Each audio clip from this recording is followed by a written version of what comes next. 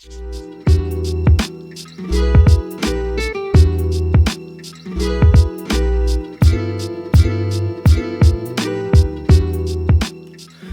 to a very impromptu episode of Drinks Coach. I thought I was supposed to be on a webinar Zoom chat just now with some of the best bartenders and best advocates of the spirits industry in the world.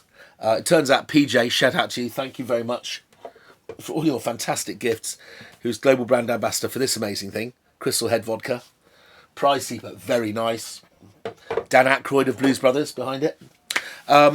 It's his 5th wedding anniversary, so congratulations. Mr. Barry Halstead, I'll be seeing you next week, but I had all my stuff prepared, so I'm filming this now. Okay, this is about the Grasshopper. Every week we choose a classic cocktail, kitsch or otherwise. We take it in turns to make one on screen, and then we vote who made the best one with the best garnish. So I put some thought into this, and I'm determined to do it now rather than next week. Can't be asked. Okay, so what is a grasshopper? Well, a grasshopper was invented in the French Quarter of New Orleans back in 1918, apparently. Well, at least that's the rumour.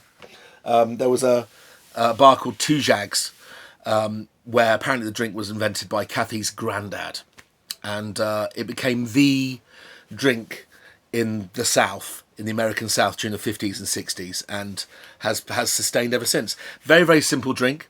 Creme de Menthe, white creme de cacao, and cream in equal parts. Now, as lovely as that is, we've all been trying to come up with cleverer ways to make it, to pimp it up a little bit. So this is my new take on the Grasshopper, Emma. So I hope you like this, darling. Okay, first of all, look at this.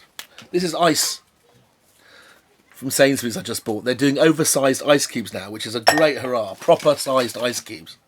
So we're going to put in some ice into my Boston glass. Okay, classic ingredients. Going to put in 35 mils of each of the normal ingredients. So we've got 35 mils of creme de menthe. We have 35 mils of creme de cacao. Then we have, I'm going to put in slightly less than usual, about 25 mils of single cream. And this is where I go a bit off-piste. I was talking to a very famous bartender, global brand ambassador for Monkey Shoulder Whiskey for a long time. He was a bartender back in the day at Milk and Honey, and a global advocate for everything. Great consultant. He lives down the road from me, who does a show, which I'm going to do just after this, called the Dean Callan Show. Shout out to you, Dean Callan. And I was talking to him, and I said, how would you pimp it up? And he said, well, a friend of mine used an Italian bitters drink, a thing called Fernet Branca, or at least the mint version called Branca Menthe, which dried the drink up so it didn't taste so sickly sweet and a bit more grown up. I didn't have that, and I didn't want it to lose its creamy edge. So a drink that's very, very close to my wife and I's heart. Emma? Jaeger? Do you want a shot of Jaeger? Do you want to pass me a glass? No, you're okay. Right, so I'm just going to put a tiny amount of Jaeger in here. In fact, I'm putting in probably a bar spoon of Jaeger. So that's just under 5 mils. There we go. So that's the Jaeger. And because that changes the colour drastically, I've gone deep diving, and we're putting in some blue Curaçao as well. Orange liqueur. Just a bar spoon of that too. Okay, now special ingredient. We're trying to think of how to make it more luxurious, and Emma came up with the brilliant idea of going to a fantastic local ice cream bar in Balham, basically, called Jefferson's, and she's carried us all the way back from Jefferson's across Wandsworth Common. This is good old-fashioned mint choc chip ice cream. Okay, so yeah, let's go. Here we are.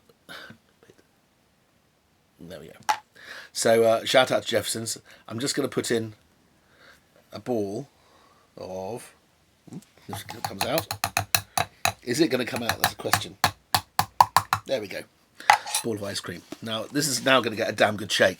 What I probably should have done is dry shaken it before putting the ice in to emulsify it, but that's how it goes.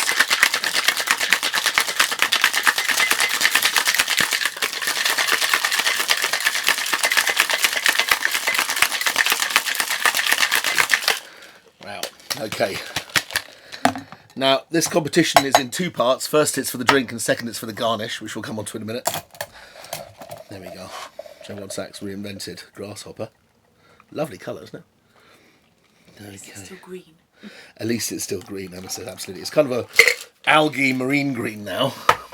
So, we thought, how do we do garnishes? And last week, Barry Halstead, shout out to you, sir, won with a pina colada that had an entire Bounty bar on a stick as the garnish. So we started looking around for our greatest mint chocolate treats. We looked at Mint Club, which is a legendary classic. Of course, the After Eight. And we settled on, I think, the two nicest. One a modern, one a classic. The classic is Mint Aero. Can you beat a Mint Aero? I don't think you can beat a Mint Aero.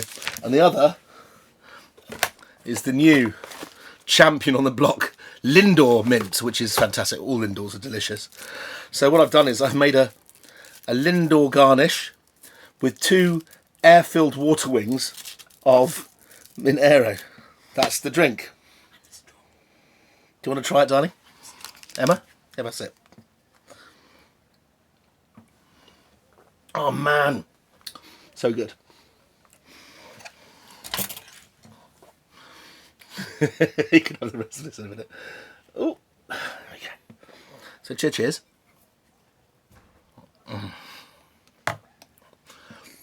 How to make a kitsch classic, even kitscher. What's his name? Oh, I've given it a name. Yeah, Emma just reminded me.